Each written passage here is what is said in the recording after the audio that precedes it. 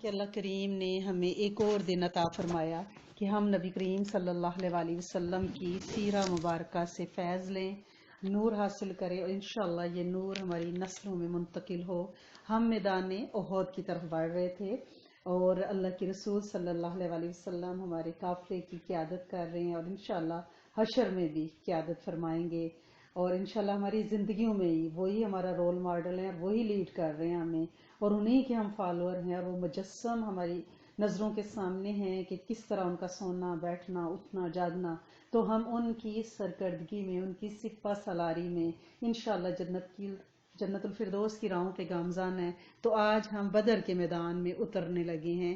کل تک ہم نے یہ پڑھا تھا کہ نبی کریم صلی اللہ علیہ وسلم نے اپنے خواب کی جو تعبیر مجلس شورا میں بتائی، اور پھر اس کے بعد صحابہ اکرام سے یہ مشاورت کی کہ ہم مدینہ کے اندر رہ کر جنگ لڑیں، لیکن صحابہ اکرام میں سے اکثر جو کہ پچھلی جنگ بدر میں 2 ہجری میں شامل نہیں ہوئے تھے، وہ اس بات کے لیے بڑے جذباتی تھے کہ ہم جو ہیں میدان میں جا کے دو ہاتھ کریں دشمنوں سے۔ تو اللہ کے رسول صلی اللہ علیہ وسلم نے میجورٹی کی بات کو مانا اور مشورے کو مانا، اور آپ نے فیصلہ کیا کہ مدینہ سے باہر نکل کے جنگ کی جائے گی۔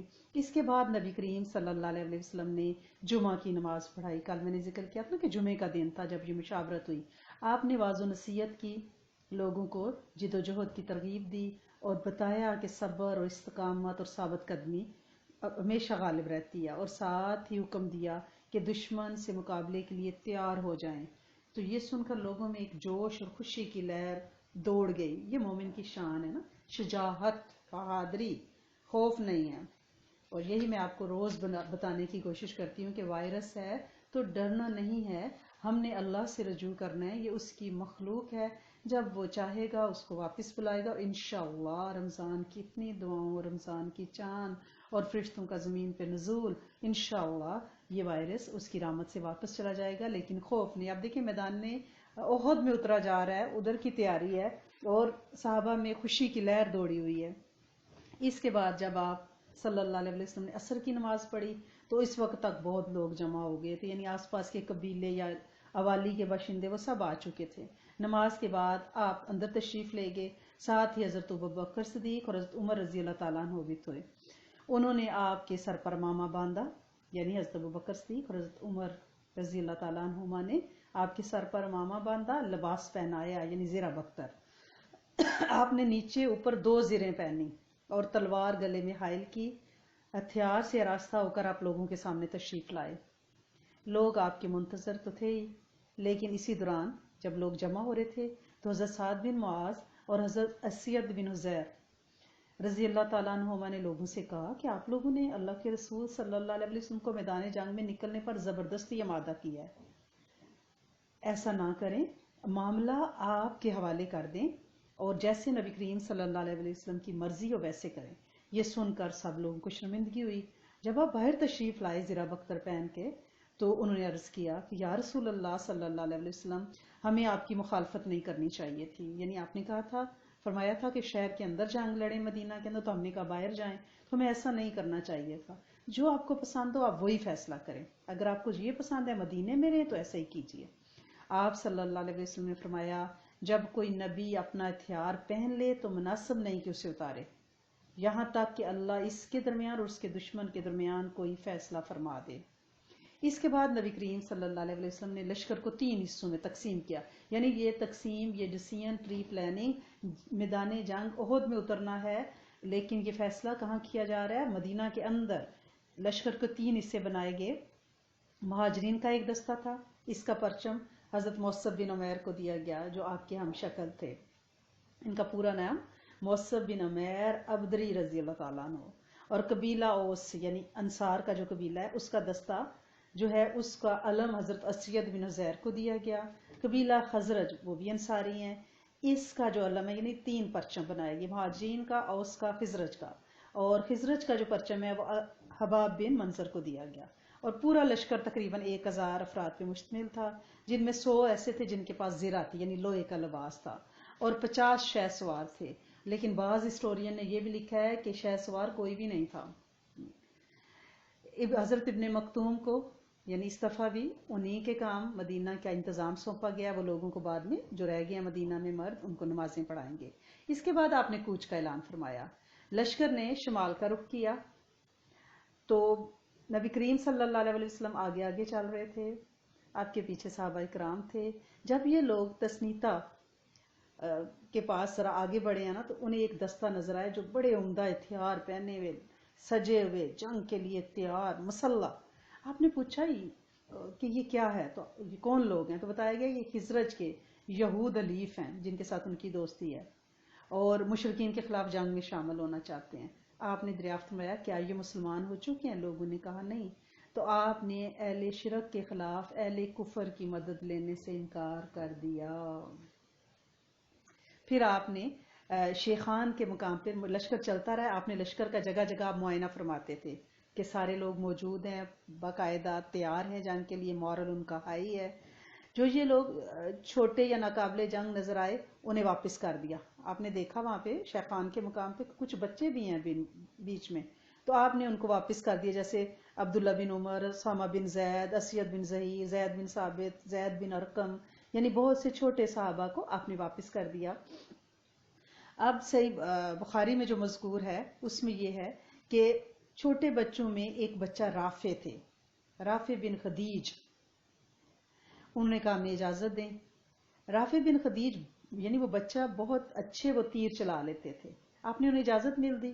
تو ایک دوسرا انہی کا ہم عمر بچہ ہے صحابی سمرہ بن جنب, انہوں نے کہا کہ انہیں اجازت مل گئی ہے تو میں تو رافع کو جو ہے نا اتنا طاقتوروں کے گرا سکتا ہوں کشتی میں, تو میں اسے پچھاڑ دوں گا, تو آپ مجھے بھی اجازت دیں. تو آپ صلی اللہ علیہ وسلم نے فرمایا جب آپ کو بتایا گیا کہ وہ بچے دونوں ضد کر رہے ہیں جنگ میں آنے کی, یعنی نبی کریم صلی اللہ علیہ وسلم نے حضرت رافع جو بچے تھے ان کو اجازت دی کہ وہ اچھے تیر انداز ہیں, لیکن ان کے دوست حضرت سمرہ نے کہا کہ مجھے بھی اجازت دیں, میں انہیں گرا سکتا ہوں. تو آپ نے کہا دونوں کو میرے سامنے لاؤ, دونوں کو کشتی کرائی گئی. تو سمرہ نے رافع رضی اللہ تعالیٰ عنہ کو بچھاڑ دیا, لہٰذا دونوں کو اجازت مل گئی. اس سے بتانے کا مقصد یہ ہے کہ کتنا بچوں بڑوں میں جوش تھا, کتنے شجاع تھے, کتنے دلیر تھے, کتنا عشق رسول تھا, کتنی اسلام سے محبت تھی کہ وہ دشمن کے مقابلے میں نکلنے کو تیار تھے. یہی شام ہوگی یعنی شیخان کے مقام پہ آپ صلی اللہ علیہ وسلم نے یہی مغرب اور عشاء کی نماز پڑھی, یہی رات گزارنے کا فیصلہ کیا اور پہرے کے لیے 50 صحابہ کو منتخب فرمایا جو کیمپ کے گرد و پیش چکر لگائیں گے. اور ان کا لیڈر کون تھا پہرے داروں کے؟ حضرت محمد بن مسلم انصاری. آپ کو یاد ہے نا, یہ وہی بزرگ ہے جنہوں نے کعب بن اشرف کو ٹھکانے لگایا ہے, اس جماعت کی قیادت کر رہے تھے. اور جو حضرت ذکوان بن عبداللہ ہیں وہ نبی کریم صلی اللہ علیہ وسلم کے خاص پہرے دار تھے. اچھا, صبح آپ کو میں نے یہ بھی طریقہ بتایا پچھلی ہم نے جو ہسٹری پڑھی ہے اس میں پورے میں, کہ نبی کریم صلی اللہ علیہ وسلم جب کہیں رات بسر کرتے تو فجر سے بہت پہلے, تہجد سے بہت پہلے کوچ کرنے کا حکم دیتے تھے. جو آگے ہم واقعات پڑھیں گے تو آپ کو یہ ساری چیزیں, پھر ایک وقت آئے گا کہ آپ کے ذہن میں پورا میدان جنگ کا نقشہ ہر وقت بنا ہوگا کہ بھائی لشکر کہاں ہے, میمنہ, میسرہ, کلب, علم کس کے پاس ہے, سب آپ پرسونیفائی کریں گے انشاءاللہ, مجسم آپ کے سامنے ہوگا. تو آپ صلی اللہ علیہ وسلم کا یہ مقام طریقہ تھا کہ آپ تہجد سے بہت پہلے کوچ کرتے تھے اور فجر کسی اور مقام پہ جا کے پڑھتے تھے, ٹھیک ہے نا, طلوع فجر سے پہلے کہیں جا کے نماز پڑھی کرتی تھی. آپ یعنی اس فجر سے پہلے چل پڑے اور جب شوط کے مقام پر پہنچے وہاں اپنے فجر پڑھائی. اب آپ دشمن کے بالکل قریب تھے, یعنی دوسرے سرے سے دشمن آپ کو نظر آ رہا ہے. یہیں پہنچ کر عبداللہ بن ابی منافق نے بغاوت کر دی اور اپنے 300 افراد لے کر, یعنی پہلے ہی 1000 کا لشکر ہے, اس نے 300 اپنے افراد علیحدہ لیے اور چلتا بنا. اس نے کہا کہ ہم خام خواہ میں اپنی جانیں نہیں دیتے, اور بہانہ کیا بنایا کہ میں نے کہا تھا شہر کے اندر جنگ لڑیں, اور نبی کریم صلی اللہ علیہ وسلم نے صحابہ کی بات مانی ہے اور شہر سے باہر نکلے ہیں. دیکھیں اگر اس کا کوئی ایسا ارادہ واقعتاً تھا تو وہ مدینہ سے کیوں نکلا تھا؟ مدینہ سے نکل کے اب احد کے مقام پہ پہنچا ہے, دشمن نظر آ رہے ہیں, اور یہاں پہ اس نے کہا کہ میں, یعنی کمزور کرنا عین سامنے جب دشمن نظر آ رہے ہیں. منافقین کی اب چالیں دیکھتی جائیں کہ اس وقت اگر میں اب لشکر کو نکالوں گا تو اب ان کے حوصلے خدا نخواستہ ٹوٹ جائیں گے, کمر ان کی ٹوٹ جائے گی, نعوذ باللہ. تو بہرحال وہ اپنی سواریاں لے کے علیحدہ چلا گیا. تو اب اس نے کیا کیا, اس نے کچھ اور قبیلوں کو بھی اپنے ساتھ ملانے کی کوشش کی جو ابھی نو مسلم تھے. اس میں قبیلہ اوس کے بھی کچھ لوگ تھے, قبیلہ خزرج کے, حارثہ قبیلے کے, تو نبی کریم صلی اللہ علیہ وسلم نے ان کا حوصلہ بڑھایا، اور اسی بات پہ قرآن نے آیت نازل ہے کہ اللہ کریم نے ان کو دل کو مضبوط کیا، ورنہ قریب تھا کہ وہ نکل جاتے۔ وہ آپ آیت پڑھتے ہیں، اِذ ہمت طائفتان منکم ان تفشلا واللہ ولیہما وعلی اللہ ولیتوکل المؤمنون، اور جب تم میں سے دو جماعتوں نے قصد کیا کہ وہ بزدلی اختیار کریں، اور اللہ ان کا ولی ہے، اور وہ مومنوں کو اللہ پر بھروسہ کرنا چاہیے۔ یہ کچھ تھوڑ دلے سے لوگ ہوتے ہیں نا، کمزور، جلدی ان کو مہمان بھی آنے لگے تو رنگ پیلا ہو جاتا ہے، کانپنے لگ جاتے ہیں، آتی یہ بیماری ہوتی ہے۔ کچھ لوگ ہوتے ہیں کہ جیسے مین اور وومین آف کرائسس، کہ جب کوئی کرائسس آتے ہیں تو اس وقت سیسا پلائی ہوئی دیوار بن جاتے ہیں۔ کچھ لوگ ہوتے ہیں جو گھبرا جاتے ہیں، تو ان کے لیے اس آیت میں بہت نور ہے نا، کہ تشفی ملتی ہے۔ تو بہرحال منافقین نے واپسی کا فیصلہ کیا، تو اس نازک ترین موقع پہ حضرت جابر کے والد حضرت عبداللہ بن حرام نے انہیں ان کا فرض یاد دلایا، یعنی منافقین کے پیچھے گئے اور ان سے کہا کہ بھئی انہیں ڈانٹتے رہے، اور یہ کہتے کہتے ان کے پیچھے چلتے رہے، آؤ اللہ کی راہ میں لڑو، دفاع کرو، مگر انہوں نے جواب دیا، ہم جانتے ہیں کہ آپ لوگ لڑائی کریں گے، ہاں ہم آپ کے ساتھ نہیں آ رہے۔ تو اس پر حضرت عبداللہ بن حرام رضی اللہ تعالیٰ عنہ کو بہت غصہ آیا، اور انہوں نے یہ کہتے ہوئے وہاں سے واپس آئے، واللہ کے دشمنوں، تم پر اللہ کی مار، یاد رکھو اللہ اپنے نبی کو تم سے مستغنا کر دے گا۔ اور پھر اللہ پاک نے قرآن پاک میں وہ آیت نازل فرمائی، اور تاکہ اللہ انہیں بھی جان لے جنہوں نے منافقت کی، اور ان سے کہا گیا کہ آؤ اللہ کی راہ میں لڑائی کرو یا دفاع کرو، تو انہوں نے کہا کہ اگر ہم لڑائی جانتے تو یقیناً تمہاری پیروی کرتے۔ یہ لوگ آج ایمان کی بنسبت کفر سے زیادہ قریب ہیں، منہ سے ایسی باتیں کہتے ہیں جو دل میں نہیں ہیں، اور جو کچھ چھپاتے ہیں اللہ جانتا ہے۔ یعنی اللہ پاک نے یہ جنگ منافقین کے چہروں سے پردہ اٹھانے کے لیے ایک بہت بڑا موقع تھی۔ اچھا، اس بغاوت اور واپسی کے بعد، یعنی اب نبی کریم صلی اللہ علیہ وسلم کے ساتھ تقریباً 700 لوگ رہ گئے، پہلے 1000 تھے، 300 منافقین واپس چلے گئے۔ آپ نے دشمن کی طرف قدم بڑھایا، اور دشمن کے پڑاؤ میں اور آپ کے درمیان یعنی احد پہاڑ کی ایک سمت حائل تھی۔ اس لیے آپ نے دریافت کیا کہ کوئی آدمی ہے جو ہمیں دشمن کے پاس سے گزرے بغیر کوئی ایسا شارٹ کٹ راستہ بتا دے کہ ہم اس کے سامنے نہ جائیں، ایک سائیڈ سے احد کے گزریں۔ اس کے جواب میں حضرت ابو خزیمہ نے عرض کیا، یا رسول اللہ صلی اللہ علیہ وسلم، میں اس خدمت کے لیے حاضر ہوں۔ پھر انہوں نے ایک مختصر راستہ اختیار کیا، اور کھیتوں میں سے ہوتے ہوئے انہیں ایک شخص کے باغ کے پاس سے آپ گزرے، جس کا واقعہ میں آپ کو تھوڑا سا مینشن کرنا چاہتی ہوں۔ اس کا نام تھا مربع بن قزی۔ یہ شخص منافق بھی تھا اور نابینا بھی تھا۔ اس نے لشکر کی آوازیں محسوس کی، تو وہ ایسے یعنی اندھا تھا، اس نے نیچے سے مٹی اٹھا کے نا تو مسلمانوں کے چہرے کو طرف پھینکنے لگا، اور کہنے لگا، اگر آپ اللہ کے رسول ہیں تو یاد رکھیں کہ آپ کو میرے باغ میں آنے کی اجازت نہیں۔ ایکسکیوز می،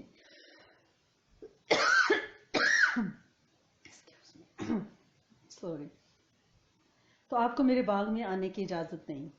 لوگ اسے قتل کرنے کے لیے لگ گئے، لیکن آپ نے فرمایا اسے قتل نہ کرو، یہ دل اور آنکھ دونوں سے اندھا ہے، اسے چھوڑ دو۔ پھر آپ آگے بڑھے، اور احد کی گھاٹی میں آپ نے نزول فرمایا، وہیں اپنے لشکر کا کیمپ لگوایا۔ سامنے مدینہ تھا، پیچھے احد کا پہاڑ تھا۔ اس طرح دشمن کا لشکر مسلمانوں اور مدینے کے درمیان ایک حد فاصل بن گیا تھا۔ ٹھیک ہے، یہاں پہنچ کر نبی کریم صلی اللہ علیہ وسلم نے اپنے لشکر کی دوبارہ تنظیم کی، اور جنگی نقطہ نظر سے اسے کئی صفوں میں تقسیم کر دیا۔ ماہر جو تیر انداز تھے ان کا ایک دستہ منتخب کیا، وہ 50 مردوں پر مشتمل تھا۔ اس کی لیڈرشپ کمان کس کو دی؟ حضرت عبداللہ بن جبیر بن نعمان انصاری دوسی بدری کو، اور انہیں وادی قطادہ کے جنوبی حصے میں چھوٹی سی پہاڑی ہے، اور وہ تقریباً یعنی اب وہ ہے وہ جبل رماتا کے نام سے مشہور ہے، وہاں پہ تعینات فرمایا۔ اور انہیں جب وہاں پہ مقرر کیا نا ان 50 تیر اندازوں کو، تو آپ نے ان تیر اندازوں کو ہدایات دیتے ہوئے فرمایا تھا، اور ان کے کمانڈر کو بھی، کہ شہ سواروں کو تیر مار کے ہم سے دور رکھنا، جو یعنی ہماری طرف حملہ کرنے لگے تو اس درے پہ، پہاڑی درے پہ تم انہیں روکنا، یعنی تیر مار کے ہم سے دور رکھو، وہ پیچھے سے ہم پہ چڑھ نہ آئیں، ہم جیتیں یا ہاریں تم اپنی جگہ رہنا۔ تمہاری طرف سے ہم پر حملہ نہ ہونے پائے۔ پھر آپ نے تیر اندازوں کی طرف فرمایا ہماری پشت کی حفاظت کرنا، اگر دیکھو کہ ہم مارے جا رہے ہیں تو ہماری مدد کو نہ آنا، اگر دیکھو کہ ہم مال غنیمت سمیٹ رہے ہیں تو ہمارے ساتھ شریک نہ ہونا۔ اور صحیح بخاری میں تو یہ الفاظ بھی آپ کے درج ہے کہ اگر تم لوگ دیکھو کہ ہمیں پرندے اچک رہے ہیں تو اپنی جگہ نہ چھوڑنا یہاں تک کہ میں بلا بھیجوں، اور اگر تم لوگ دیکھو کہ ہم نے قوم کو شکست دے دی اور انہیں کچل دیا ہے تو بھی اپنی جگہ نہ چھوڑنا یہاں تک کہ میں تمہیں بلا بھیجوں۔ یعنی اتنے سخت احکامات تھے کہ یہ پہاڑی درہ تم لوگ نہ چھوڑنا۔ اس سخت ترین فوجی احکامات اور ہدایات کے ساتھ جب انہیں وہاں مقرر فرمایا تو واحد شگاف آپ نے بند کر دیا جہاں سے پیچھے سے حملے کا خطرہ تھا، ٹھیک ہے، یعنی بہترین جنگی چال چلی گئی۔ باقی لشکر کی ترتیب میمنہ میں نے آپ کو بتایا دائیں ہاتھ کا لشکر وہ حضرت منظر کے پاس تھا، میسرہ بائیں ہاتھ والا حضرت زبیر بن عوام کے پاس، اور ان کے ساتھ حضرت مقداد بھی ان کے معاون تھے۔ حضرت زبیر کو یہ مہم بھی سونپی گئی تھی کہ وہ خالد بن ولید کے شہ سواروں کی راہ روکیں گے، یعنی انہیں خاص کہا گیا تھا کہ دشمن کی طرف سے اس وقت تک حضرت خالد بن ولید ایمان نہیں لائے تھے، تو حضرت زبیر کو جو یعنی میسرہ پر تھے انہیں ایک خاص ٹاسک دی گئی تھی کہ آپ نے حضرت خالد بن ولید کے شہ سواروں پہ نظر رکھنی ہے کہ وہ بہت بہادر شہ سوار ہیں، اور ان کو جیسے میچ نہیں آپ دیکھتے ہاکی وغیرہ کا تو لگا دیا جاتا ہے کہ فلاں جو اٹیکر ڈیفینڈر ہے وہ جو فارورڈ سے آ رہا ہے اس کو ایک بندہ اس کے ساتھ ایک کھلاڑی پہلے سے پلاننگ کر کے لگا دیا جاتا ہے کہ اس کو روکنا ہے کہ یہ گول کی طرف نہ جائے، ٹھیک ہے۔ بالکل اسی طرح سے حضرت زبیر کی یہ ڈیوٹی لگا دی گئی تھی کہ آپ نے خالد بن ولید کے شہ سواروں کو روکنا ہے، ان کا جو گروپ ہے اس کو روکنا ہے۔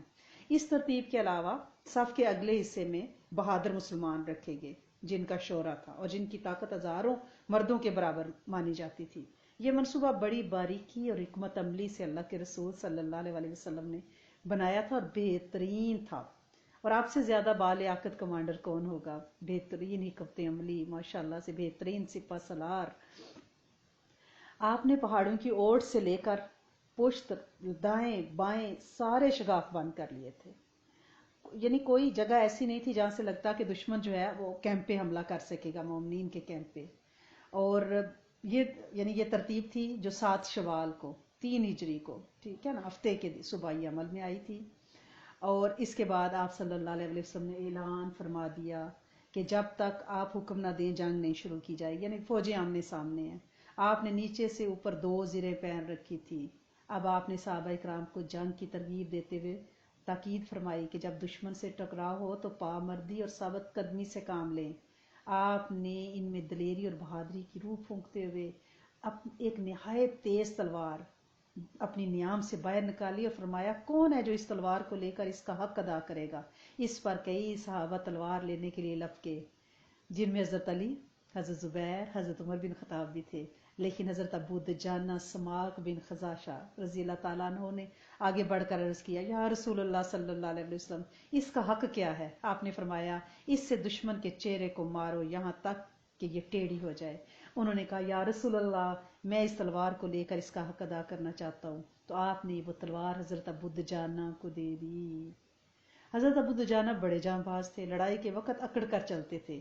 ان کے پاس ایک سرخ رنگ کا رومال تھا، جب وہ اسے باندھ لیتے تھے اپنے سر پہ تو لوگ سمجھ لیتے تھے کہ اب یہ موت سے لڑنے جا رہے ہیں۔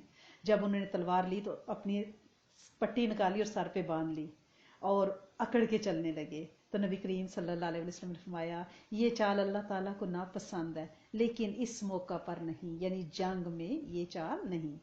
مشرکین نے بھی صف بندی ظاہر اچھی کی، ابو سفیان ان کے لیڈر تھے، اور کل ہم دیکھیں گے کہ ان کی صف بندی کیسی تھی اور یہ جنگی چالیں کیا تھی۔ اور بدر کے میدان، احد کے میدان میں ہی آپ نے رہنا ہے، اس کو سوچنا ہے، اس کو پرسونیفائی کرتے رہنا ہے، کیونکہ نبی کریم صلی اللہ علیہ وسلم کا تذکرہ کرنا، آپ کے صحابہ کا تذکرہ کرنا، ان کے بارے میں اپنے دماغ کو سوچوں میں محفوظ رکھنا، دل میں ان کے لیے عقیدت رکھنا، یہ ہمارے ایمان کا حصہ ہے، یہ نورانیت دیتا ہے، دل کو مرنے نہیں انشاءاللہ دے گا انشاءاللہ۔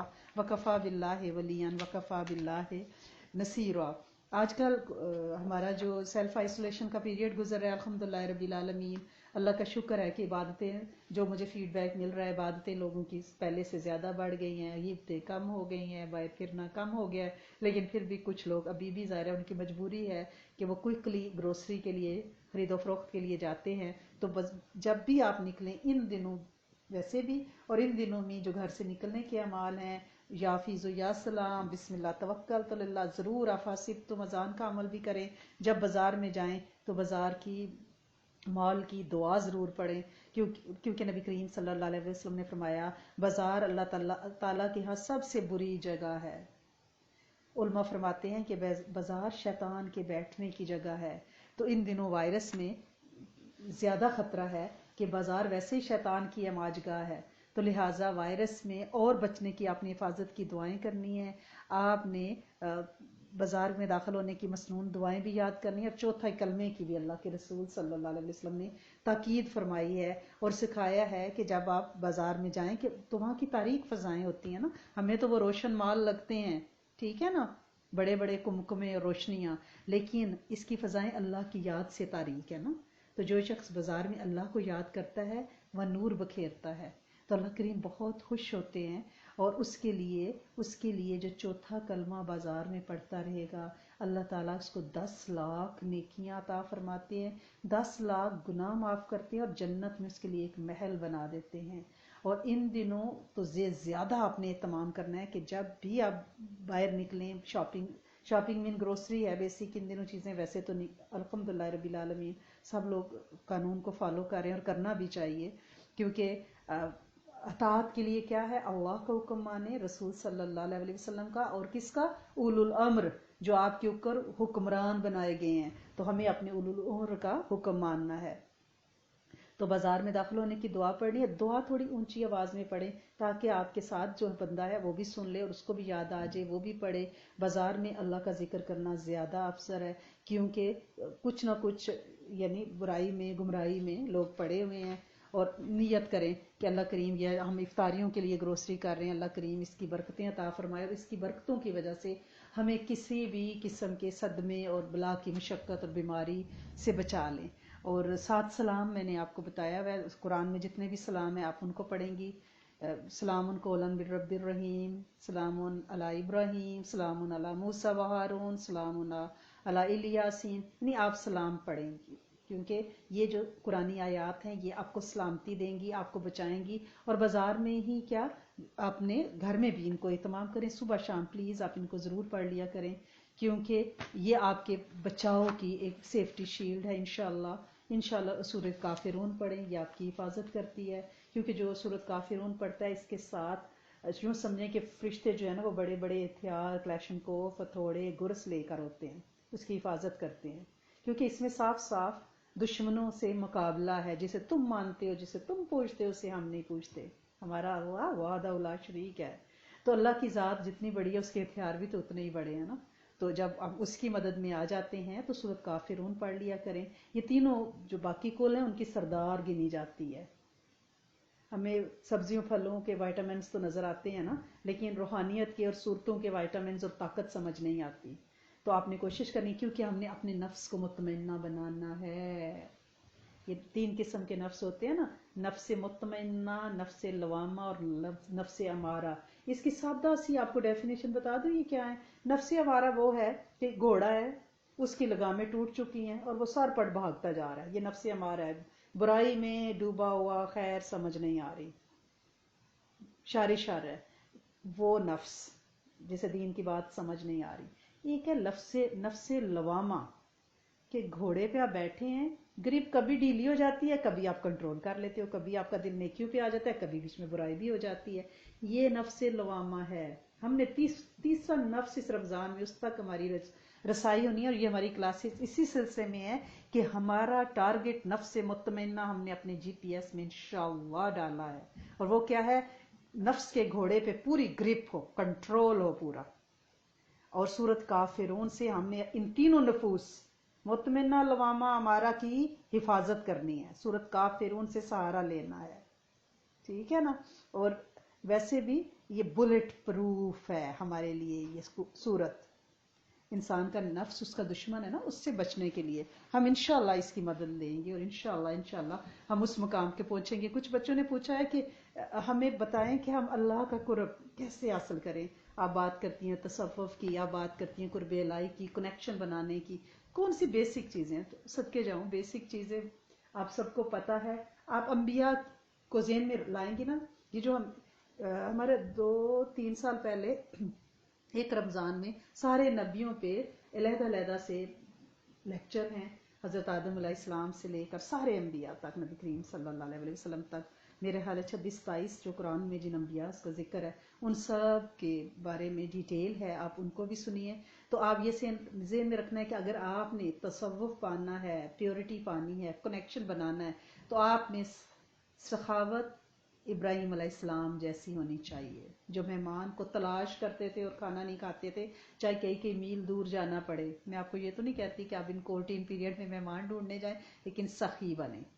آپ میں سخاوت ابراہیم علیہ السلام ہونی چاہیے، رضائے اسماعیل علیہ السلام، جو رب کی رضا وہ میری رضا، صبر ایوب علیہ السلام، جسم پہ پورے کیڑے ہیں اور کیڑا گرتا ہے اٹھا کے رکھ لیتے ہیں، اس کی رزق یہاں لکھا ہوا ہے، گھر والے چھوڑ گئے، بستی سے باہر پھینک آئے، وہ صبر۔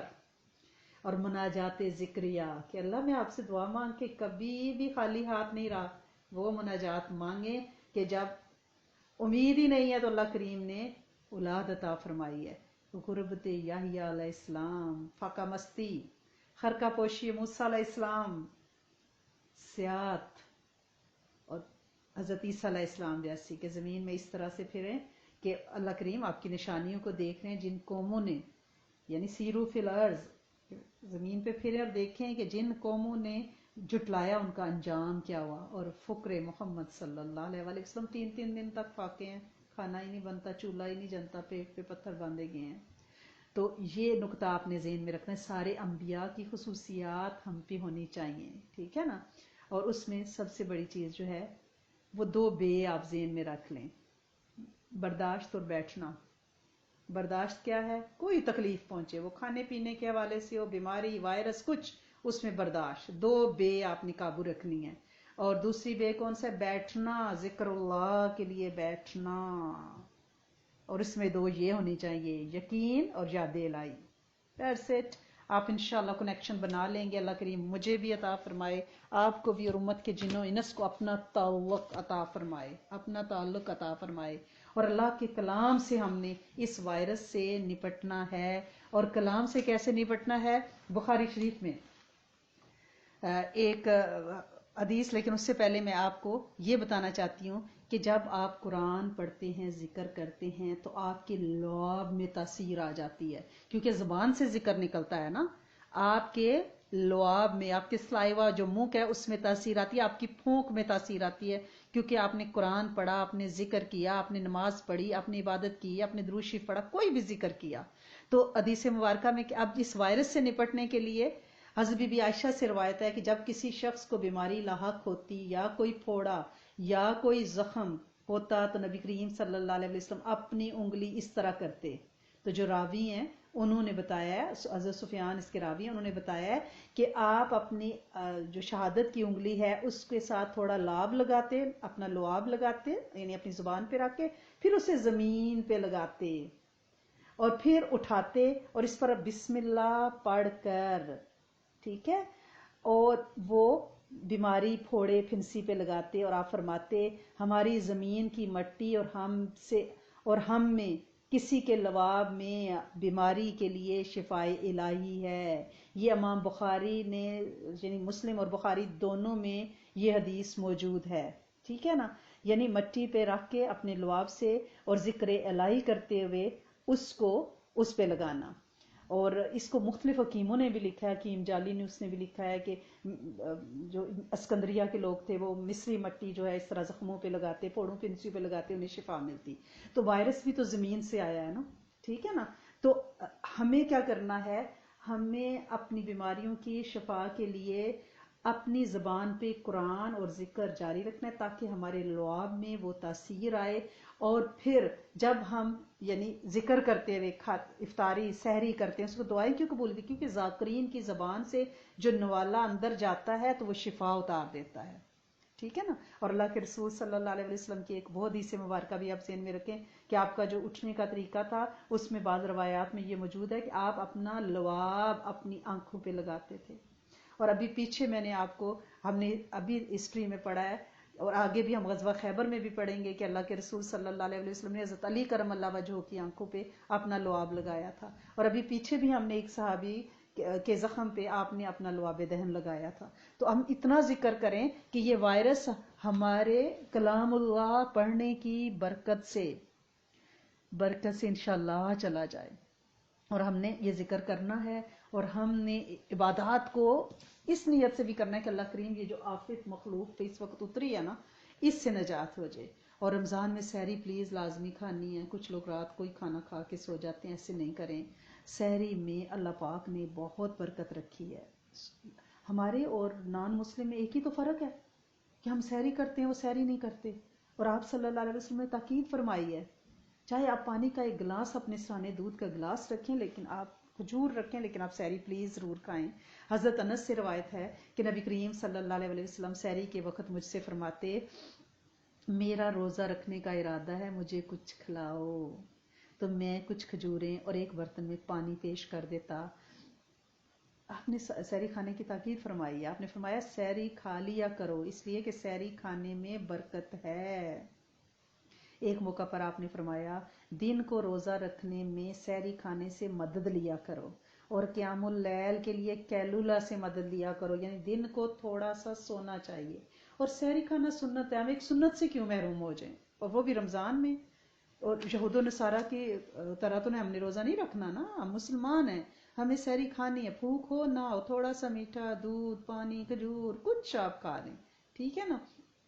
اور ایک حدیث مبارکہ میں ہے سحری کھانا سراسر برکت ہے, سحری کھانا کبھی نہ چھوڑو, چائے پانی کا ایک گھونٹ ہی پیو, کیونکہ سحری کھانے والوں پر خدا رحمت فرماتا ہے, فرشتے ان کے لیے استغفار کرتے ہیں. ہم فرشتوں کی اپنے لیے دعا سے کیوں محروم ہو جائیں, ٹھیک ہے نا. سحری ہم نے کھانی ہے انشاءاللہ اور کوشش کرنی ہے کہ ہم نے اپنے سراہنے اگر رات کو جیسے کچھ لوگ کہتے ہیں کہ ہم 2 بج جاتے ہیں ہمیں تراویح وغیرہ پڑھتے پھر ہم کچھ کھا کے سو جاتے ہیں, تو آپ ایسے ہی پانی کا گلاس رکھ لیں اپنے سراہنے, کوئی کھجور رکھ لیں اور برکت کے لیے پلیز آپ کھا لیا کریں. اور نبی کریم صلی اللہ علیہ وسلم کے کھانے پینے کے بارے میں پڑھ رہے تھے آپ کو کیا پسند ہے, تو آپ کو گوشت بونگ کا گوشت پسند تھا. یہ جو ٹانگ کے ساتھ نا سائڈ پہ گوشت ہوتا ہے بونگ, اس میں ہڈی نہیں ہوتی اور بہت لذیذ ہوتا ہے. حضرت ابو عبیدہ کہتے ہیں کہ میں نے نبی کریم صلی اللہ علیہ وسلم کے لیے ہانڈی پکائی تو نبی کریم صلی اللہ علیہ وسلم کو بونگ کا گوشت زیادہ پسند تھا, اس لیے میں نے آپ کو بونگ پیش کی. نبی کریم صلی اللہ علیہ وسلم نے دوسری طلب فرمائی, میں نے دوسری پیش کی. پھر آپ صلی اللہ علیہ وسلم نے اور طلب فرمائی تو میں نے عرض کیا یا رسول اللہ صلی اللہ علیہ وسلم بکری میں 2 ہی بونگ ہوتی ہیں, یعنی دونوں ٹانگوں کے ساتھ. آپ نے فرمایا اس ذات کی قسم جس کے قبضہ قدرت میں میری جان ہے, اگر تو چپ رہتا اور جب تک میں مانگتا رہتا دیگ سے اتنی ہی بونگیں نکلتی رہتی. لوگ کہتے ہیں نبی کے معجزے سناؤ, بھری پڑی ہے سیرہ, بھری پڑی الحمدللہ رب العالمین. اور نبی کریم صلی اللہ علیہ وسلم کو کھانے میں اور کیا پسند تھا, کل ہم نے پڑھا تھا کہ آپ صلی اللہ علیہ وسلم ستو کا ذکر ہوا تھا. کسی نے پوچھا کہ ستو تو یہاں سے ملتے نہیں, بلک باہر سے ملتے ہیں. آپ ستو گندم کا, گندم ایسے سوکھی نہیں پیسنی, وہ تو پھر آٹا ہو جائے گا نا گرائنڈ کریں تو. گندم کو بھونا جاتا ہے, وہ پراپر پروسیس ہے. حضرت سوید بن نعمان کہتے ہیں کہ ہم لوگ نبی کریم صلی اللہ علیہ وسلم کے پاس خیبر کی جانب نکلے, یہاں تک کہ ہم مقام صیبہ میں تھے یا روحا کے قریب. تو آپ صلی اللہ علیہ وسلم نے توشہ سفر مانگا کہ کچھ کھانے کو ہے, سوائے ستو کے کچھ نہیں لایا گیا. آپ صلی اللہ علیہ وسلم نے اسے کھایا, ہم نے بھی آپ صلی اللہ علیہ وسلم کے پاس اسے کھایا. پھر آپ نے کلی کی, پھر مغرب کی نماز پڑھی اور ہم نے بھی آپ کے ساتھ نماز پڑھی. آپ نے دوبارہ وضو نہیں کیا. یہ صحیح بخاری میں یہ روایت موجود ہے. تو ستو اگر ملیں تو ضرور کھائیں. آپ صلی اللہ علیہ وسلم کو سرید بہت پسند تھا, اور یہاں کے بچے سرید کو نہیں سمجھتے. سرید شوربہ, شوربے میں روٹی دبونا. جیسے آپ کے گھر میں اگر گرینڈ ماں ہیں, کوئی دادا نانی ہے, تو اکثر وہ نا چائے میں اور دودھ میں ڈبل روٹی کو ڈپ کر کے, رس کو ڈپ کر کے تو کھاتے ہیں, ٹھیک ہے, نرم ہو جاتا ہے. بالکل اسی طرح شوربے میں جب نان بریڈ روٹی کو تھوڑی دیر بھگو دیا جائے تو وہ سرید ہے. آپ دال میں بھی سنت سمجھ کے، جیسے آپ کی دال بنی ہو تو آپ اس میں سنت کی نیت سے شوربہ گوشت کا، سبزی کا، جو بھی ہو، اس میں آپ ڈپ کر لیا کریں تھوڑی سی روٹی، اور سنت سمجھ کے کہ اللہ کریم جو نبی کریم صلی اللہ علیہ وسلم کی پسندیدہ غذا ہے وہ میں کھا رہی ہوں. خصوصاً ابو، میرے ابو تو کھاتے ہیں، آپ لوگوں کے ابوؤں کا پتہ نہیں ہے. تو حضرت ابو موسیٰ اشعری رضی اللہ تعالیٰ عنہ فرماتے ہیں کہ نبی کریم صلی اللہ علیہ وسلم نے ارشاد فرمایا، جس طرح حضرت عائشہ رضی اللہ تعالیٰ عنہ کو تمام عورتوں پر فضیلت حاصل ہے، اسی طرح سرید کو تمام کھانوں پر فضیلت حاصل ہے، یعنی سردار ہے یہ کھانوں کا. حضرت عبداللہ بن عباس سے روایت ہے کہ تمام کھانوں میں سے آپ کا محبوب ترین کھانا سرید تھا. حضرت انس فرماتے ہیں کہ ایک درزی نے نبی کریم صلی اللہ علیہ وسلم کی دعوت کی اور اس نے شوربے والے کدو بنائے. آپ صلی اللہ علیہ وسلم لوکی لے کر کھا رہے تھے، وہ آپ کو پسند تھی. حضرت ابو ہریرہ سے روایت ہے کہ آپ صلی اللہ علیہ وسلم نے سحری میں، آپ نے فرمایا سحری میں برکت ہے، سرید میں برکت ہے، جماعت میں برکت ہے. آپ نے نوٹس نہیں کیا کہ آج کل جو بچوں کو یہ ہوتا ہے کہ ہم اپنی پراپر اکیلے لائف شروع کریں، کپلز رہیں، تو طلاقوں کی شرح بڑھ گئی، بے اولادیاں بڑھ گئی. یہ وہ برکت سے نکل گئی جو جماعت کی برکت تھی. جماعت کیا؟ گرو. جب تک ہم لوگ اکٹھے چل رہے ہیں ہمیں ایک دوسرے کا نور مل رہا ہے، اور جماعت پہ اللہ کا ہاتھ ہوتا ہے. اور یہ حدیث آپ سن لیں جو حضرت ابو ہریرہ سے روایت ہے کہ سحری میں برکت ہے، سرید میں برکت ہے، جماعت میں برکت ہے. حضرت انس کا قول ہے کہ آپ صلی اللہ علیہ وسلم نے فرمایا سرید بناؤ خواہ پانی ہے، یعنی اگر آپ کے پاس کچھ نہیں ہے تو پانی بوائل کر کے نمک مرچ ڈال کے اس کا سرید بنائے، پھر بھی اس میں طاقت ہے. گوشت کے شوربے میں روٹی کے بھگوئے ہوئے ٹکڑے کو سرید کہتے ہیں. خواہ ٹکڑے کو شوربے میں ڈال کر پکایا جائے، کیونکہ بعض اوقات پرانی روٹیاں، باسی روٹیاں، سوکھی روٹیاں ہوتی تھیں، تو ان کو شوربے میں یعنی نمک مرچ ڈالا، تھوڑا سا آلیو آئل ڈالا اور اس کو پکنا چڑھا دیا، پھر وہ گل جاتی اور پھر چھوڑ دیا جاتا یوں ہی ٹھنڈا ہونے پر. اور سرید کے ٹکڑے جو ہیں وہ پیٹ کے لیے مفید ہیں، یعنی آسانی سے ہضم ہو جاتے ہیں، نہ دانتوں کو کام کرنا پڑتا ہے، نہ نگلنے کی محنت، نہ ان کو ہضم کرنے کی محنت. نگلنا بھی آسان ہے، جلدی پک بھی جاتے ہیں، اور یہ جو ہیں مقوی ہیں. تو سرید اگر آج افطاری پہ اللہ آپ کو توفیق دیں تو اگر کچھ بھی شوربے والی چیز بنی ہو تو اس میں تھوڑی سی روٹی ڈبو کے کہنا اللہ کریم نبی کریم صلی اللہ علیہ وسلم کی فیورٹ غذا ہے، آج حدیثیں سنی ہیں، اللہ کریم اس کی تاثیر عطا فرما دے، اور پھر اس کو آپ کھائیں. اور پھر ایک سنت اور بھی پوری کر لینا، ہاتھ سے کھا لینا، فورک نہ لینا، کانٹا نہ لینا، کہ اللہ کے رسول صلی اللہ علیہ وسلم اپنے انگوٹھے اور شہادت کی انگلی سے کھاتے تھے، اور 3 انگلیاں بھی آپ داخل کر لیتے تھے. اگر شوربہ وغیرہ ہو تو پنچوں سے بھی کھا سکتے ہیں، بعد میں انگلیاں چاٹ لینا. یہ جو آپ کی انگلیوں کے پورے ہیں نا، اس کے اندر شفائیہ تاثیر ہے، یہ روٹی کو جزم ہضم کرتے ہیں.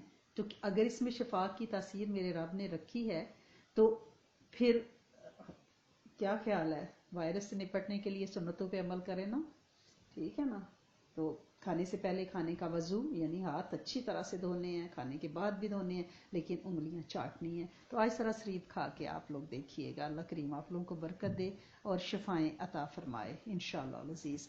ایک حضرت کعب بن حجر فرماتے ہیں کہ نبی کریم صلی اللہ علیہ وسلم کی خدمت میں حاضر ہوا، میں نے دیکھا آپ کا رنگ بدلا ہوا ہے. میں نے عرض کیا میرے ماں باپ آپ پر قربان، کیا بات ہے، مجھے آپ کا رنگ بدلا ہوا نظر آ رہا ہے. آپ نے فرمایا 3 دن سے میرے پیٹ میں ایسی کوئی چیز نہیں گئی جو کسی جاندار کے پیٹ میں جا سکتی ہے. یہ سنتے ہی میں وہاں سے چلا، میں نے دیکھا ایک یہودی کنویں سے پانی نکال کر اپنے اونٹوں کو پلانا چاہتا ہے. میں نے کہا کہ 1 ڈول کے بدلے میں مجھے کیا دو گے؟ اس نے کہا 1 کھجور. تو میں نے اس کے اونٹوں کو پانی پلانا شروع کر دیا اور کچھ کھجوریں اکٹھی کر لی. میں نبی کریم صلی اللہ علیہ وسلم کے پاس آیا. آپ نے پوچھا ہے کعب تمہیں یہ کھجوریں کہاں سے ملی؟ میں نے آپ کو ساری بات بتا دی. آپ نے فرمایا اے کعب کیا تمہیں مجھ سے محبت ہے؟ میں نے کہا جی ہاں، میرا باپ آپ پر قربان ہو. آپ نے فرمایا جو مجھ سے محبت کرتا ہے اس کی طرف فکر اس سے بھی زیادہ تیزی سے آتا ہے جتنی تیزی سے سیلاب نچان کی طرف جاتا ہے. اب تم پر اللہ کی طرف سے آزمائش، ٹیسٹ آئے گا، اس کے لیے ڈھال تیار کر لو. یعنی دیکھتے جائیں، ہم کہتے ہیں فلاں بندہ تو بڑا نیک ہے، اس پہ یہ مشکل کیوں آ گئی؟ یہ عشق کی علامت ہے، جانچا جائے گا، آزمایا جائے گا. تو وہ فرماتے ہیں اس کے بعد میں بیمار ہو گیا، نبی کریم صلی اللہ علیہ وسلم کی خدمت میں نہ جا سکا۔ جب نبی کریم صلی اللہ علیہ وسلم نے مجھے چند دن نہ دیکھا تو صحابہ سے پوچھا کہ کعب کو کیا ہوا، یعنی نظر نہیں آ رہا۔ صحابہ نے بتایا وہ بیمار ہیں۔ یہ سن کر آپ پیدل چل کر میرے گھر تشریف لائے اور فرمایا اے کعب تمہیں خوشخبری ہو۔ تو کہتے ہیں میری والدہ پردے کے پیچھے سن رہی تھی، میری والدہ نے کہا اے کعب تمہیں جنت میں جانا مبارک ہو کہ اللہ کے رسول صلی اللہ علیہ وسلم نے تمہیں خوشخبری کی بشارت دے دی ہے۔ تو نبی کریم صلی اللہ علیہ وسلم نے فرمایا یہ اللہ پر قسم کھانے والی عورت کون ہے؟ میں نے کہا یا رسول اللہ صلی اللہ علیہ وسلم یہ میری والدہ ہیں۔ حضور صلی اللہ علیہ وسلم نے میری والدہ کو فرمایا اے ام کعب تمہیں کیا معلوم شاید کعب نے کوئی بے فائدہ بات کہی ہو اور مانگنے والے کو ایسی چیز نہ دیو جس کی خود کعب کو بھی ضرورت نہ ہو، یعنی کعب نے کوئی لا یعنی بات کی ہو، یعنی عشق مصطفیٰ صلی اللہ علیہ وسلم حد درجہ بھی ہو کہ آپ کنویں سے پانی نکال کے ایک ایک کھجور کی مزدوری لے کر بھی آئیں اور اللہ کے رسول صلی اللہ علیہ وسلم کو آپ کو بشارت بھی دے رہے ہیں، لیکن اس پہ جنت کی مور اس لیے نہ لگانے دی کہ کیا پتا اس نے کوئی لا یعنی بات کی ہو۔ تو ہمیں اپنی نیکیوں پہ کوئی بہلاوا نہ ہو کہ ہم نیکیاں جا رہے ہیں اور ہم نیکیاں کر رہے ہیں اور ہم جنت میں ہی سیدھے جائیں گے، ہمیں کچھ بھی نہیں پتا۔ ہمیں اپنے اعمال کو ہم نے ہمت سے محنت سے کرنا ہے، اور لیکن ہمیں کوشش کرتے رہنا ہے، ٹھیک ہے نا؟ تو لہٰذا آپ نے ہمت کرنی ہے، مشقت کرنی ہے اور اللہ پاک سے دعا کرنی ہے۔ تکبر نہیں کرنا بیٹا، تکبر نہیں کرنا کہ ہم جو ہیں ہم تو بس ہم تو اتنا لیکچر سنتے ہیں تو ہم تو اتنا تسبیحات پڑھتے ہیں، ایسے نہیں کرنا، ٹھیک ہے نا؟ اور جو خواتین روزہ نہیں رکھ سکتی ہیں ان کے بارے میں کوسچن آ رہے تھے شرعی نقطہ نظر سے، ٹھیک ہے، اپنی طبعی بیماری کی وجہ سے تو اس روزے کی قضا لازمی کرنی ہے۔ دیکھیں زندگی کا کچھ پتہ نہیں ہے، آپ اپنی ایج کا حساب لگائیں، آپ کی کتنی عمر ہے، کس عمر میں آپ پہ روزے فرض ہوئے، تو ویسے یاد نہیں ہوتا لیکن آپ کو گریڈ اپنا یاد ہوگا یقیناً کہ کس گریڈ میں آپ تھیں، وہ بچوں کو ہمیشہ یاد ہوتا ہے۔ تو اس سے آپ اپنی زندگی کا حساب لگائیں اور ہر مہینے کے روزوں کا حساب لگائیں، ایک چارٹ بنائیں اور آپ قضا روزے سال میں رکھا کریں، جیسے تھرسڈے کا منڈے کا رکھ لیا کریں، ایام 20 کے روزے، تو ہر مہینے میں آپ کے یہ 10 روزے تو بڑے آرام سے 11 روزے ہو جاتے ہیں نا۔ تو یہ روزے آپ رکھیں اور اپنی جتنے بھی آپ کے قضا روزے ان کی نیت بھی ابھی رمضان میں کر لیں کہ اللہ سونے میں رمضان کے بعد قضا روزے رکھوں گی، نمازیں اس کی قضا نہیں ہیں، روزے قضا ہیں، ٹھیک ہے نا؟ اور آپ روزے نہیں رکھ رہے لیکن آپ روزے داروں کی خدمت کریں، ٹھیک ہے نا؟ اور چلتے پھرتے اپنی زبان کو ذکر سے تار رکھیں۔ اور آپ کو وہ واقعہ تو یاد ہی ہے کہ اللہ کے رسول صلی اللہ علیہ وسلم کسی سفر میں تھے اور آپ نے یعنی رمضان تھا، عرب کی گرمی، تو آپ نے صحابہ سے کے پوچھنے پر فرمایا کہ جو نہ روزہ رکھ سکے وہ نہ رکھے، کیونکہ مسافر بھی ہیں اور سفر بھی پیدل کا اور گھوڑوں گدوں کھچروں کا۔ تو جب کچھ صحابہ نے روزہ نہ رکھا، کچھ نے رکھ لیا، تو جب وہ منزل پہ پہنچے تو صحابہ کرام راستے میں بھی ان کو سواریاں دیں جن کے روزے تھے، خود پیدل چلے اور ان کے اوپر چھاؤں رکھتے، اور شام کو افطاریاں یعنی کھانا بنایا، ساری خدمات، ان سے کوئی خدمت نہیں لی۔ تو شام کو اللہ کے رسول صلی اللہ علیہ وسلم نے فرمایا کہ آج غیر روزہ دار بے روز روزے داروں پہ سبقت لے گئے۔ تو ایسا بھی ہو سکتا ہے، ٹھیک ہے؟ گھر والوں کی آپ خدمت کریں اور زبان کو ذکر دیں۔ اور آپ کیا کیا ذکر کر سکتی ہیں؟ آپ سارے کلمے، 6 کلمے آپ پڑھ سکتی ہیں، استغفار کریں بہت سارا، درود شریف ہر طرح کا پڑھ سکتی ہیں، اللہ کریم کے 99 نام پڑھ سکتی ہیں، قرآنی دعائیں، مسنون دعائیں آپ پڑھ سکتی ہیں، اور قرآن آپ اپنی ڈیوائس پہ لگائیں اور صورتیں یاد کریں، آٹو پہ لگا دیں صورت اور وہ ساتھ ساتھ پڑھیں، آپ کو یاد ہو جائے گی، آپ تفسیر سنیں، اتنے سارے کام آپ کر سکتی ہیں۔ وضو کریں، جائے نماز پہ بیٹھیں، ذکر کریں، اللہ کے فرشتے اللہ پاک دیکھ رہے ہیں، وہ سمیع وہ بصیر کہ میری بندی وضو کر کے جائے نماز تک پہنچ گئی لیکن آگے میرا حکم نہیں ہے، میرے حکم کی ماننے والی ہے، مطیع ہے، سرنڈر کیا ہوا ہے، اس نے خود کو سبمٹ کیا ہوا ہے۔ تو آپ اپنا سارا روٹین کا اپنا ذکر کریں اور آپ کے ایک ایک روئے کے بدلے اللہ کریم نیکیاں لکھیں گے، جنت کے لیے آپ کے لیے محلات تیار کریں گی۔ آپ اللہ کے حکم کی پابند ہے نا انشاءاللہ۔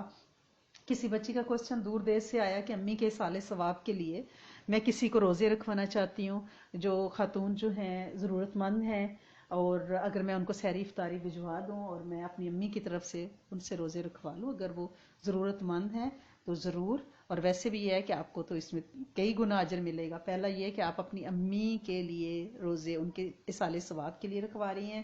دوسرا یہ کہ آپ اس لیے روزے رکھوا رہی ہیں کہ کسی مومنہ کو اچھا کھانا کھلائیں. تو وہ جو حدیث ہے نا کہ مومن کھانا کھلاتا ہے اور خیر خواہی چاہتا ہے، تو آپ کا خیر خواہی کا جذبہ بھی ہے اور کھانا کھلانے کا بھی، آپ کو وہ بھی اجر ملے گا. اور وہ جو خاتون آنٹی جی روزہ رکھیں گی ان کو اپنے روزے کا بھی اجر ملے گا، اور آپ کی امی کے اصال ثواب کے لیے بھی وہ صدقہ جاریہ بھی ہو جائے گا. تو آپ اس کو انشاءاللہ ضرور کریں، اللہ کریم اس میں برکت ڈالیں گے. اور کل ایک اور بچی کا میسج تھا کہ میں نے سوچ رہی تھی کہ میں کون سی نئی صورت یاد کروں، تو آپ نے سورۃ زلزلات بتا دی ہے، تو اب میں انشاءاللہ اس کو آج سے یاد کرنا شروع کروں گی تاکہ ہماری قبر روشن ہو، اور پھر ہم اسے مغرب عشاء کی نماز میں انشاءاللہ پڑھا کریں گے. تو بہت اچھی بات ہے. چندہ آپ لوگ رمضان میں ضرور قرآن یاد کریں، ضرور کریں. قرآن اور رمضان، قرآن کا دورہ، تو قرآن کے ساتھ جڑنا ہے. اور یہ دعا ضرور کرنی ہے کہ اللہ کریم جن سینوں میں قرآن محفوظ ہے ان کی حفاظت فرمائیں اور ہمارے سینوں کو بھی ویسا بنا دیں. اور ہم نے نیت کر لیا نا قرآن یاد کرنے کی، تو اللہ کریم آپ اپنی رحمت سے قیامت کے دن ہمیں حفاظ میں لکھ دینا انشاءاللہ. وہ کریم ہے نا، دعا تو مانگے نا. اور ایک میسج یہ آیا کہ آپ نے کل کہا تھا کہ رمضان میں اور آؤٹ آف رمضان بھی آپ نفلی اعتکاف کر سکتے ہیں. جیسے آپ عصر سے مغرب بیٹھی ہیں تو آپ اس کو اپنا اعتکاف کا نام دے لیں کہ اللہ سنے میں تیرے لیے معتکف ہوئی ہوں. تو رمضان میں تو وہ 70 گنا آپ کی ملٹیپل پالیسی ہے اجر کی. تو اگر میرا بچہ میرے پاس آ کے کوئی بات پوچھتا ہے، چھوٹے بچے ہیں، تو میں کیا کروں؟ تو جی بالکل آپ بچے سے بات کر سکتی ہیں، آپ اپنا ذکر کرتی رہیں اور بچے کے سوال کا جواب دیں. اور آپ نفلی اعتکاف آپ کا نہیں ٹوٹے گا، نفلی اعتکاف ہے، آپ اس کو کریں. اور انشاءاللہ جب بھی بیٹھیں ذکر کے لیے، ابھی بھی آپ بیٹھی ہوئی ہیں ذکر سن رہی ہیں، یہ اللہ کا ذکر ہی ہے نا، رسول صلی اللہ علیہ وسلم کا تذکرہ ہے. تو آپ اس میں نفلی اعتکاف کی نیت کریں، قبلہ رخ ہو کے بیٹھیں، آس پاس اپنے عطر خوشبو لگایا کریں. آج کل آپ باہر بھی تو نہیں جا رہی نا، گھر میں اپنے محرموں کے ساتھ ہیں. اگر گھر میں سارے محرم ہیں تو آپ فرشتوں کی آمد و رفت ہے. اور ایک اور بچی کا ماشاءاللہ بڑا زبردست میسج آیا، یہ میں آپ کو اس لیے بتاتی ہوں تاکہ اس سے آپ لوگوں کا فائدہ اور آپ میں شوق بھی پیدا ہو. اور دیکھیں وہ کپل انہوں نے کہا ہے کہ ہم 1.25 لاکھ استغفار ہم نے شروع کیا ہے، تو ہم استغفر اللہ ربی من کل ذنب والا استغفار جو ہے ہم 1.25 لاکھ پڑھیں، تو اس سے اچھی کیا بات ہوگی. توبہ سے تو اللہ پاک سورۃ نوح میں وہ آیت نمبر 10 11 12 میں کیا فرماتی ہیں کہ کیا وہ توبہ نہیں کرتے؟ اگر وہ توبہ کرتے تو ان پہ بارشیں برساتا، بیٹے دیتا، مال دیتا. تو اس میں شفا بھی ہے، مال بھی ہے، ہدایت بھی ہے. اور رمضان کی توبہ کہ اللہ پچھلے سارے معاف کر دیں، اپنے آبا کی طرف سے، نسلوں کی طرف سے، امت کی طرف سے، جنوں کی طرف سے، استادوں کی طرف سے آپ توبہ مانگیں، توبہ مانگیں. استغفار اور 1.25 لاکھ کا انہوں نے ٹارگٹ کیا، اللہ پاک اس میں برکت عطا فرمائے. اور اگر آپ ربی اغفر وارحم وانت خیر الراحمین پڑھیں گی تو اس میں یہ تاثیر بھی آ جائے گی کہ جیسے قرآن کے ہر لفظ کا اجر جو ہے عملات میں 10 گنا ہے، اور اب تو یہ ملٹیپل ہے، تو آپ کو قرآن پڑھنے کا بھی اجر مل جائے گا، کیونکہ یہ قرآنی آیت ہے نا، ربی اغفر وارحم وانت خیر الراحمین. اور استغفار بھی ہے، لا الہ الا انت سبحانک انی کنت من الظالمین، یہ بھی استغفار ہے. آپ اس کو بھی 1.25 لاکھ کا ٹارگٹ کریں اور دن میں 1000 پڑھیں جتنا آسانی سے پڑھ سکیں. اور کوشش آپ نے یہ کرنی ہے، کوشش یہ کرنی ہے کہ توبہ کرنی ہے، یعنی اللہ سے معافی مانگنی ہے تو امت کو معاف بھی کرنا ہے، ٹھیک ہے. اور یہ پوچھا گیا کہ تراوی 20 ہے یا 8 ہے. تراوی 20 ہی ہے. جو لوگ 8 کہتے ہیں وہ انتہائی غلط فہمی کا شکار ہیں، قیام اللیل کی وجہ سے یہ اس کو تراوی کے ساتھ ملا دیتے ہیں. تراوی ڈیفرنٹ عبادت ہے، قیام اللیل تہجد کے لیے استعمال ہوا ہے. جس حدیث میں ابن عباس نے تراوی کا ذکر کیا وہاں 20 کا لفظ آیا ہے. تراوی اللہ کے رسول صلی اللہ علیہ وسلم نے 20 اپنی حیات میں پڑھی. چاروں ائمہ، امام شافعی، مالک، حنبلی، حنفی، یہ چاروں ائمہ 20 کے قائل ہیں سوائے اہل حدیث کے، ٹھیک ہے. اور اگر آپ نے 8 پڑھی تو گناہ تو نہیں ہوگا، لیکن 12 کا جواب اللہ کے ہاں دینا پڑے گا. اس دن پلے کچھ بھی نہیں ہوگا کہ ہم نے 8 کیوں پڑھی، باقی 12 کدھر ہے. سنت موقدہ ہے نا، جواب طلبی ہوگی، کہاں ہے 12؟ آپ کہتے ہیں کہ ہم 8 پڑھے ہیں، گناہ تو نہیں ہوگا؟ گناہ نہیں ہوگا، لیکن 8 کا حساب آپ کے پاس کچھ ایکسٹرا نفل زندگی میں اتنے پڑے ہوئے ہیں کہ آپ 30 دنوں کی 12 کا حساب کیسے دیں گی؟ تو لہٰذا اور مکہ اور مدینہ میں ویسے آپ کہتے ہیں کہ ان شہروں کی خاک لا کے آنکھوں سے لگائیں، وہاں 20 پڑھی جاتی ہیں، تو پھر 8 کہاں سے آ گئی ہیں؟ جہاں تراویح کے بارے میں حدیث موجود ہے، لفظ تراویح کے ساتھ وہاں 20 کا لفظ ہے۔ باقی قیام اللیل وہ جو 8 رکعت کا بہت زیادہ رولا ڈالا جا رہا ہے، شارٹ کٹ کے چکر میں امت پڑ گئی ہے، وہ قیام اللیل تہجد کے لیے یہ لفظ استعمال ہوا ہے، تراویح کے لیے 20 کا لفظ ہے، اور 20 ہی ہے۔ اگر آپ 8 پڑھتی ہیں یا 12 پڑھتی ہیں تو باقیوں کا حساب پھر اللہ کے ہاں دینا پڑے گا۔ اگر اس کے لیے آپ کے پاس کچھ نوافل ہیں 5-7 ہزار فالتو تو پھر تیار رہیں، ٹھیک ہے نا۔ اور لفظ قرآن ہے، قرآن پیش ہے کاف کے اوپر اور الف کے اوپر آپ نے مد کے ساتھ، قرآن، قرآن نہیں کرنا، ٹھیک ہے۔ وہ قرآن جو ہے نا وہ صدی کو کہتے ہیں، قرآن۔ اور قرآن کے 32 نام ہیں، قرآن کے 32، اور جس چیز کے جتنے زیادہ نام ہوتے ہیں اس کی صفات بھی اتنی ہوتی ہیں۔ تو ہم بڑے خوش قسمت لوگ ہیں کہ ہم قرآن ہماری زندگیوں میں داخل ہے، ہم اسے یاد کرنا چاہتے ہیں، ہم اسے اپنی تراویح نماز و نوافل میں پڑھنا چاہتے ہیں، الحمدللہ رب العالمین، ٹھیک ہے نا۔ تو اب ان دنوں خواتین کے کام زیادہ بڑھ گئے ہیں، شکایتیں زیادہ آنے لگی ہیں کہ لاک ڈاؤن میں مرد بھی گھر، بچے بھی گھر، ان کو تو چھٹیاں مل گئی ہیں اور ہماری ڈبل ڈیوٹی ہو گئی ہے۔ بالکل آپ صحیح کہہ رہی ہیں، ڈبل اجر بھی انشاءاللہ ہو گیا ہے۔ پہلے تو بیچاریاں میاں کو بچوں کو بھیج کے تھوڑا آرام مل جاتا تھا، اب پورا دن آن ڈیوٹی ہیں۔ تو اللہ کریم بے شک خواتین جو ہیں امام نہیں بن سکتی، خطیب نہیں بن سکتی، لیکن اللہ کریم انہیں امام الخطیب، امام الامام کا اجر عطا فرمائیں گا، کیونکہ ڈبل ڈیوٹی ہے نا اس کی۔ وہ کس نے پوچھا تھا نا کہ یہ عورت آج تک نبی کیوں نہیں ہوئی، تو جواب کیا تھا؟ نبی تو نہیں ہوئی لیکن نبیوں کی ماں ہے، نبی تو نہیں ہوئی لیکن نبیوں کو جنم دیا اس نے۔ تو عورت کی بڑی فضیلت ہے، الحمدللہ رب العالمین۔ آپ اپنی ڈیوٹی ڈبل ڈپ کریں۔ مجھے پتہ ہے گھر میں ہیں ہمارے حضرات، تو ان کی فرمائشیں، ان کی باتیں بھی سننی پڑتی ہیں، اور عادت بھی نہیں ہے اس طرح سے ایک چھت کے نیچے رہنے کی، برداشت کرنے کی ایک دوسرے کو۔ اللہ کا نظام ہے نا، جب برتن ایک جگہ ہوتے ہیں، گاڑی میں گاڑی چلتی ہے نا زندگی کی، تو وہ کھڑکھڑتے ہیں، یہ کھڑ ہو رہی ہے تھوڑی سی، اس پہ صبر کریں روز۔ اسی لیے تو آپ کو صبر کا بتاتی ہوں نا، کہ صبر ہی ایکچولی کامیابی کی کنجی ہے۔ اور اللہ پاک ہمارے بھائیوں کو بھی صبر دے اور برداشت کرنا دے کہ یہ جو شہزادیاں پورا دن کوکنگ کرتی ہیں، افطاریاں ٹیبل پہ لگاتی ہیں، لانڈریز کرتی ہیں، صفائیاں کرتی ہیں، ان کی قدردانی کریں انشاءاللہ۔ اللہ کے ہاں تو بڑی قدردانی ہے، عورت کی بہت قدردانی ہے اگر وہ حکم ماننے والی ہے تو، صحیح ہے نا۔ اور صبح کو قرآن پلیز ضرور پڑھیں، کیونکہ فجر کا قرآن جو ہے مشہودن، فجر کی صورت میں ہے نا، صورت فجر میں صبح کا قرآن نازل کیا جائے گا، کیونکہ اس وقت فرشتوں کا نزول ہو رہا ہوتا ہے، ٹھیک ہے۔ اور یہ قرآن پلیز آپ صبح میں ضرور قرآن کو کھولیں، ضرور کھولیں۔ اور یہ واحد کتاب ہے جو زمین کے اندر بھی پڑھی جاتی ہے، باقی کتابیں تو زمین کے اوپر ہی پڑھی جاتی ہیں، یہ واحد کتاب ہے زمین کے اندر بھی۔ حدیث آپ نے سنی ہے نا، روایت کے صحابی ایک فوت ہوئے تو ان کی قبر سے قرآن پڑھنے کی آواز آ رہی، تو آج بھی یہ ہے، آج بھی یہ ہے، سنی گئی اذان قرآن کی آواز قبرستان میں سے کچھ اللہ کے درویشوں کی۔ میرا خود اپنا بھی یہ تجربہ ہے، الحمدللہ رب العالمین۔ ہم اپنے ان ابا جیسے ہو تو نہیں سکتے، اپنے بڑوں جیسے، اللہ کریم کر دے، اس کی بڑی مہربانی ہے کہ ان کی قبروں سے آواز سنی اور لوگوں نے آ کے ہمیں بتایا کہ آپ کے ابا کی قبر سے، کیونکہ وہ بہت اونچی تلاوت کرتے تھے، الحمدللہ رب العالمین۔ اللہ کریم ان کی قبر کو مزید روشن کرے، میرے فادر ان لا، اور اللہ کریم پوری امت کے بزرگوں کی قبروں کو بہت روشن کرے۔ اور آج شاید یہ دو جو بول ملے ہیں یہ انہی کی دعا کا نتیجہ ہے جو انہوں نے اپنی نسل کے لیے مانگے ہوں گے۔ تو لہٰذا قرآن پڑھیں، یہ زمین کے نیچے بھی ہمیں انشاءاللہ اللہ کریم پڑھنا نصیب فرمائے، اور ہم نے کوشش کرنی ہے کہ اپنی دعاؤں کو وسعت دینی ہے، امت کے لیے مانگنا ہے انشاءاللہ۔ ابھی بھی جو ہم دعا مانگیں گے اللہ کریم ہمارے لیے، ہماری قیامت تک کی نسل کے لیے اور پوری امت کے جن و انس کے لیے انشاءاللہ قبول فرما لے۔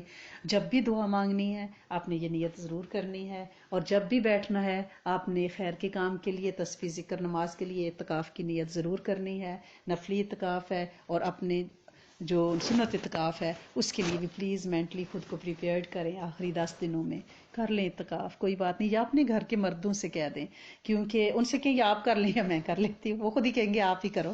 تو آپ نے کیونکہ اب اس دفعہ مسجد میں تو وہ اعتکاف کے سلسلے نہیں ہے نا، تو یہ شاید صدیوں بعد پہلا موقع آیا کہ مرد گھروں میں اعتکاف کریں، تو مردوں سے کہیں یا آپ کر لیں انشاءاللہ، تو اللہ کریم قبول فرما لے، لیکن جنگ نہیں کرنی، صبر اور صبر کو صبر کے ساتھ کرنا ہے۔ اللہم انی اسألک و اتوجہ الیک بنبینا محمد صلی اللہ علیہ وآلہ وسلم नबी रहमती या मोहम्मद इन्नी अतवज्जउ बिका इला रब्बिका अन तुक्सा हाजाती अल्लाहुम्मा इन्नका मालिकु मुक्तदिरु मा तशाउ मिन अम्रिन यकून ला इलाहा इल्ला अंता सुब्हानका इन्नी कुन्तु मिनज़ ज़ालिमीन रब्बि ग़फ़िर वरहम व अंता खैरुर राहिमीन या वलल अव्वलीन या आखिरल आखिरीन या ज़िल कुव्वतिल मतीन। अल्लाह करीम तेरी बंदियां तेरे सामने हाथ उठाए बैठी हैं। ऐ मेरे करीम रहमान और रहीम रब, मांगने का सलीका नहीं, तुझे देने के सारे तरीके आते हैं। अल्लाह करीम तूने बिन मांगे ही हमेशा दिया और बिन मांगे ही देता रहेगा। अगर हमारे मांगने में होता तो ना तो उसमें कोई इखलास, ना तासीर, ना अल्फाज, कुछ भी तो नहीं था। अल्लाह करीम सबसे पहले हम आपसे तौबा मांगते हैं कि अल्लाह करीम इस बैठने, बोलने, सुनने, कहने में कोई गुमान ख्याल की कोई गलती, कोई हद अदब हो गई हो तो अल्लाह करीम माफ़ फरमा दें, करम फरमा दें। अल्लाह करीम अपने इल्म में से इल्म अता फरमाएं, अपने हिल्म में से हिल्म अता फरमाएं, खात्मा बिल खैर अता फरमाएं, अपनी मार्फत अता फरमाएं। अल्लाह करीम जिस्मानी रूहानी रिज़्क़ की फरावानी अता फरमाएं। अल्लाह करीम खाली गोदों को बेहतरीन औलादों से भरें और अल्लाह करीम हर बच्चे को बेहतरीन आफियत का जन्नत का साथी ज़ौज अता फरमाएं और नस्लों को गैर फितरी गैर कलमा गो जोड़े बनने से बचाएं। अल्लाह करीम क़यामत तक की नस्ल के ईमान की हिफाजत फरमाएं, हदायत अता फरमाएं, अपना फजल और करम कर दें, माफ़ कर दें, बेहदायतियों से बचा लें, बेरोज़गारियों से बचा लें, बे औलादियों से बचा लें, तलाक़ों, खुदकुशियों, सेपरेशन, डिप्रेशन, झगड़ों से बचा लें। अल्लाह करीम घरों को अमन के गहवारे बना दें, सुख चैन के गहवारे बना दें। अल्लाह करीम जन्नत की सकीनियत अता फरमाएं। अल्लाह करीम अपने तय कोशिश कर रहे हैं टूटी फूटी बातों की। अल्लाह सोने बच्चा अगर चलना सीख रहा हो, कभी गिरता है कभी उठता है तो माँ बाप को बड़ा प्यार आता है। अल्लाह सोने हम भी तेरी राह पे चलना सीख रहे हैं, कभी गिर जाते हैं, कभी कपड़े झाड़ के उठ जाते हैं, फिर कोशिश शुरू कर देते हैं। अल्लाह करीम कामयाब फरमा दे, सुरखरू फरमा दे और ख़ात्मा बिल खैर कलमे वाली मौत पे इस सारे सफ़र को मुंतज फरमा देना।